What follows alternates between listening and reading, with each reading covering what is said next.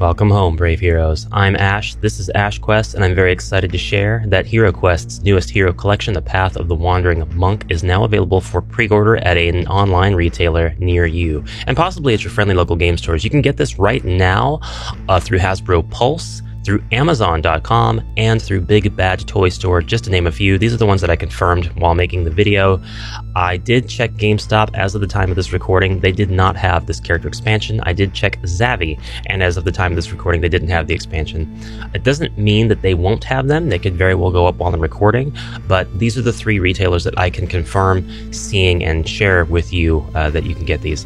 It does say that the release date is actually estimated to arrive January 2024, so quite a bit further pushed out than I thought. I did not think we would get a reveal on this character X-Pack so soon, but I did not think it would be available that late, so my expectations have been quite surprised in both directions, both regards. The Amazon page talking about how the item will be released on January 15th, also very consistent. We do have some additional pictures that we can look at and look at this expansion in greater detail, but if you haven't pre-ordered yet, go do that. Go take care of that, get your pre-order in, and you can always come back here and finish the video. So I did notice while ordering mine through Big Bad Toy Store, and I ordered one through Amazon as well. I'm going to be one of those types that will have to cancel the one that doesn't come due to wave shipments, and I know that's going to give them bad data when they look at their sales, and I hate to do that. But if I do end up with two of them, then I can always offer one as a prize thanks to an upcoming event that I'm planning on hosting. But we know that Big Bad Toy Store limits you to one per customer, per purchase. So they're learning, guys. They're learning.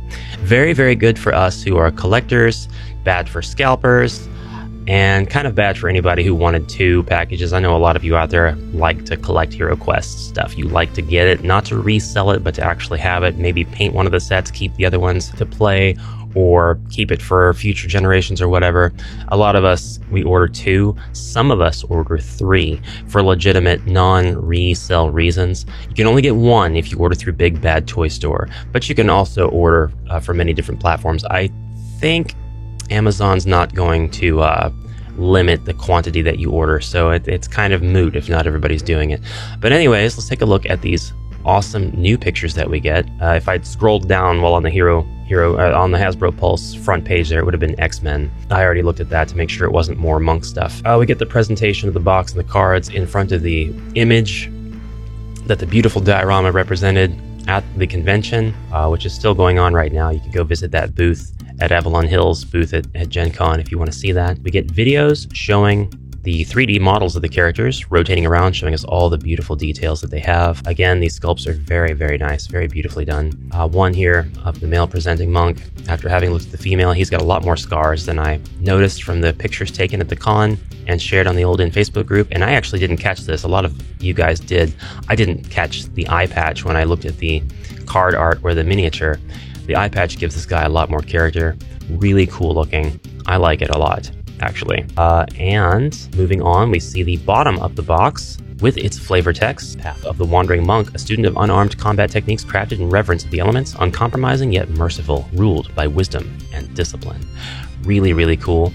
Image of the, I called it 7 cards that we get. The instructional card that is double-sided, the 4 elemental styles cards that are all double-sided, and the 2 monk character cards.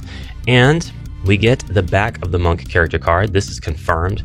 Somebody took pictures of this at the con as well and shared it already, but in case you haven't seen it, the back of the character card does let us know you are the monk, a student of unarmed combat techniques formed in reverence of the elements. You refuse to use armor or shields, instead relying on your heightened grace and agility. You may only wield daggers, crossbows, hand axes, short swords, and staffs. So a couple of things that I would like to point out after we look at the last few images here. It requires Hero Quest game system to play, and it does have one of these lovely cardboard sort of semi-sleeves that wraps around, just really sealing the presentation. Really, really impressive. Here's the side of the box in case we needed that. And the female presenting monk, she does not have an asterisk next to the attack dice here listed. I'm absolutely certain that this is either promotional material, that the production material will have the asterisk, or If it doesn't, that it was definitely intended to have the asterisk to refer to the bottom text on the card. So just something to keep in mind. And then that's pretty much it. So guys, if you have pre-ordered this and you're all set and ready to go, let's finish this video out with just a few thoughts. I want to thank once again Geek Gone Giddy for bringing the Hasbro Pulse store link to my attention, which spawned in this video being created. Thank you so much again, Geek Gone Giddy, for your timely reporting on the matter. I wanted to just point out, not only do we need that star next to the 1, and the staffs is, I think at this point, everybody knows what you mean when you say staffs. Perhaps they should have said staves. I'm not a grammar Nazi, but that may bug some people.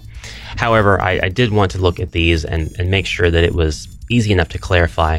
You refuse to use armor or shields. So the monk will not be able to use any shields.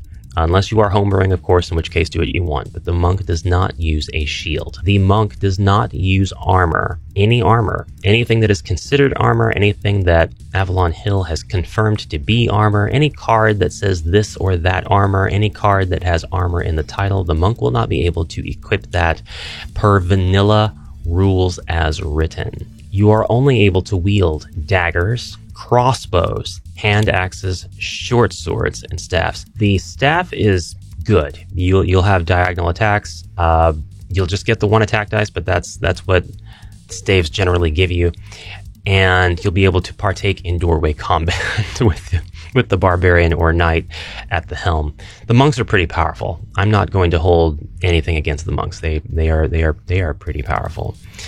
You may actually be very comfortable in the center of that doorway instead of relying on your tankier characters doing so. But daggers, we do have some interesting daggers in Hero Quest. Now we have the regular dagger. We have a dagger that was kind of designed, I believe, with the rogue in mind, but I believe the monk was on the back burner when they were developing the rogue and developing the weapons for Rise of the Dread Moon. So I think that it's absolutely crossed Avalon Hill's mind that you'll get this dagger and be able to equip it to the monk, and I think that that's fantastic. Obviously, the monk would be able to throw the dagger. The monk doesn't have a bandolier, so the monk would lose any dagger that they throw. So I've always thought that was a waste anyway. Don't throw your daggers. Crossbows. You can't wield regular bows. You have to be able to only use crossbows if you're wanting that ranged weapon other than throwing your daggers, which please don't do that. That's an interesting choice. I wonder why they went with crossbows instead of outlining both bows and crossbows. Normally you would see a martial artist like this, kind of like how this is represented, having that ability with their training to operate a bow of any kind, a short bow, a long bow. So just interesting that they made sure to define crossbows. Not that we really have, like a ton of other bows going around, but the hand axe, the monk can use the hand axe. All right. That's fine. Short swords. The monk is able to use a short sword. This makes sense given the, I would guess short sword at the hip of the male presenting monk, but also the rogue came with what I assumed to be daggers, the way that the rogues hold their daggers with their sculpts. And those ended up being sculpted to be very big. They were very heroic scale daggers. So I didn't want to assume that it was a short sword when it very well could have just been another heroic dagger at the side of the monk. But at any rate, the monk can wield short swords, and that would, of course, include, I believe, Orc's Bane. So you have quite a selection of weapons that you can have, but you cannot wield armor or shields, meaning that your growth is stunted in some directions, and even though you start out with a very powerful arsenal, a lot of really good potential for playability here, you will have to make choices, and you'll especially have to make the important choice: are you going to play as a monk?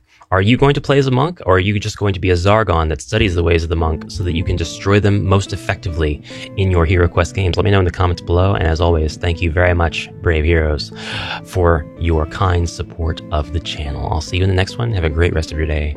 Bye for now.